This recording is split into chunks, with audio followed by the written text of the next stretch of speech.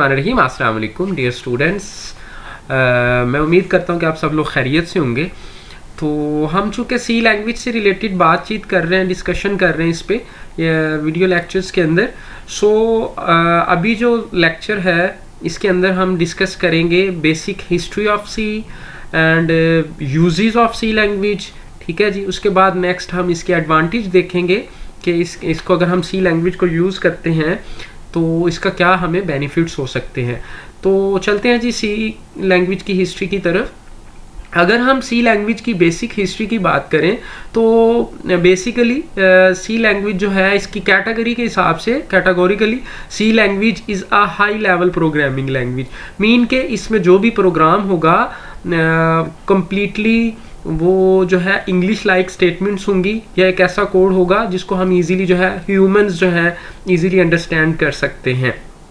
तो इसको सबसे पहले डेनिस रिची के नाम से एक डेवलपर था जिसने AT&T बेल्स लैब, इसको बेसिकली बोला जाता है शॉर्ट फॉर्म में हम बेल्स लैब भी बोलते हैं।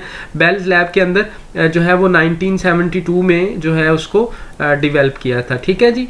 बेसिकली जो डेनिस रिची डेवलपर है इसने 1972 के अंदर जो है इसको डेवलप किया था बेल्स लेबॉरेटरी के अंदर।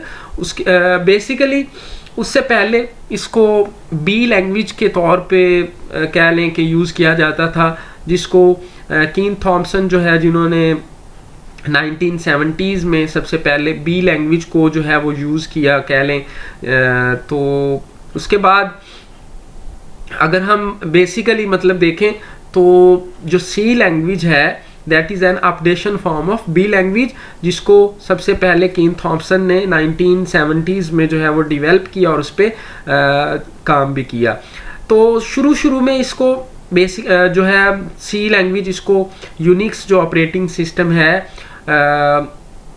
उसके अंदर जो है उसकी डेवलपमेंट में इसको यूज़ किया जाता था। और यूनिक्स ऑपरेटिंग सिस्टम जो है डिफरेंट जो इलेक्ट्रॉनिक डिवाइसेस हैं उनको कंट्रोल करने के लिए यूज़ किया जाता था। तो बेसिक जो इसका पर्पस था ये शुरू में अर्लियर जो सी लैंग्वेज है इसका आप कह लें कि यूज़ था वो यूनिक्स ऑपरेटिंग सिस्टम की डेवलपमेंट से रिलेटेड था।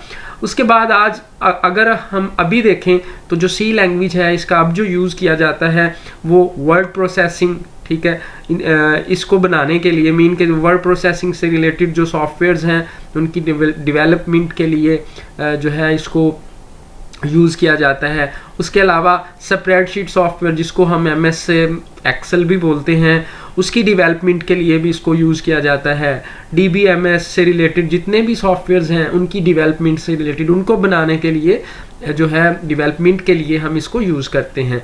तो उसके अलावा हमारी जितनी भी गेम्स हैं वो सारी की सारी जो है सी लैंग्वेज को यूज़ करते हुए जो है उनको डेवलप किया जाता है।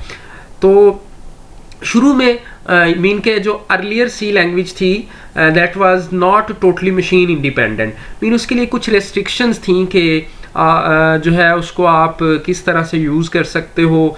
मीन के कौन से सिस्टम्स जो हैं कुछ रेस्ट्रिक्टेड सिस्टम्स थे जिनके अंदर ही हम उनको यूज़ कर सकते थे। लेकिन 1980 में ANSI यानी कि अमेरिकन नेशनल स्टैंडर्ड इंस्टीट्यूट ने सबसे पहली दफ़ा इसको स्टैंडर्डाइज किया, इसका कोई भी स्टैंडर्ड बनाया, इसके जो फंक्शंस हैं इसके जो मॉड्यूल्स हैं उनके लिए कोई ना कोई स्टैंडर्ड जो है वो सेट किया। 1980 में ANSI mean American national standard institute ने सबसे पहले इसका जो स्टैंडर्ड है वो सेट किया था।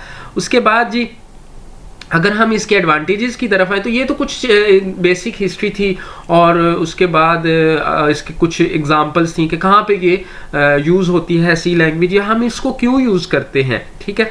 अब अगर हम इसके एडवांटेजेस की तरफ आए तो that is easy to learn. ठीक है जी।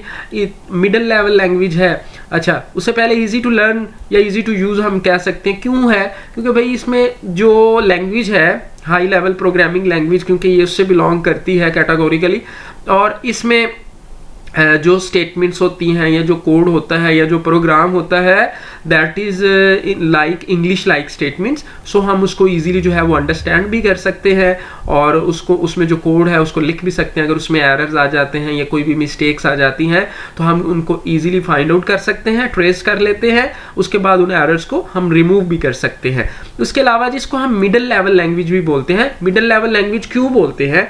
मिडल लेवल लैंग्वेज इसलिए बोलते हैं क्योंकि रीज़न है कि इसमें कुछ ऐसे फंक्शंस हैं कि जो लो लेवल प्रोग्रामिंग लैंग्वेज से रिलेटेड है, मीन के low level programming language categorically उसकी तरफ फॉल कर रहे हैं, और कुछ ऐसे फंक्शंस हैं जो कि हाई लेवल प्रोग्रामिंग लैंग्वेज में मौजूद है या किसी भी हाई लेवल प्रोग्रामिंग लैंग्वेज से रिलेट करते हैं। सो इट मीन्स के ये लो लेवल और हाई लेवल प्रोग्रामिंग के बीच, लैंग्वेजेस के बीच में फॉल करती है। So that's why we can say that कि जो हमारे पास सी लैंग्वेज है that is a middle level programming language, ठीक है जी। तो उसके अलावा हमारे पास ये मशीन इंडिपेंडेंट होती है। हमने अभी 2-4 मिनट पहले जो है वो यही डिस्कशन की कि जो अर्लियर सी लैंग्वेजेस थी या सी लैंग्वेज थी दैट वाज नॉट फुली जो है मशीन इंडिपेंडेंट, मीन के इसमें रेस्ट्रिक्शंस थी कि आप किस तरह के सिस्टम के अंदर या किस तरह का प्रोसेसर होना चाहिए तो आप उस सिस्टम के अंदर जो है सी लैंग्वेज को आप कंपाइल कर सकते हो या कोड इसका जो है वो लिख सकते हो। लेकिन बाद में मशीन इसको सी लैंग्वेज को टोटली मशीन इंडिपेंडेंट कर दिया गया। सो अब ये किसी भी मशीन लैंग्वेज पे डिपेंड नहीं करती। उसके अलावा जी नेक्स्ट इसमें बुल्ट इन फंक्शंस होते हैं। लाइक बुल्ट इन फंक्शन से क्या मतलब है कि इसमें कुछ ऐसे फंक्शंस हैं कि जैसे ही आप इसका कंपाइलर जिसके अंदर कोड को राइट करना होता है लिखते हो तो उसमें कुछ ऐसे फंक्शंस हैं कि जो ऑलरेडी होते हैं जिनको हम लाइब्रेरी फंक्शंस भी कॉल करते हैं, बोलते हैं कि जैसे ही हम उनको कॉल करते हैं सिस्टम के अंदर तो ऑटोमेटिकली जो है वो काम करना शुरू कर देते हैं। लाइक इसकी अगर हम एग्जाम्पल की बात करें तो इसमें एग्जाम्पल के तौर पर ऐसे कौन से फंक्शंस हैं, मैं इसमें कहता हूं कि प्रिंट एफ फंक्शन, ठीक है जी।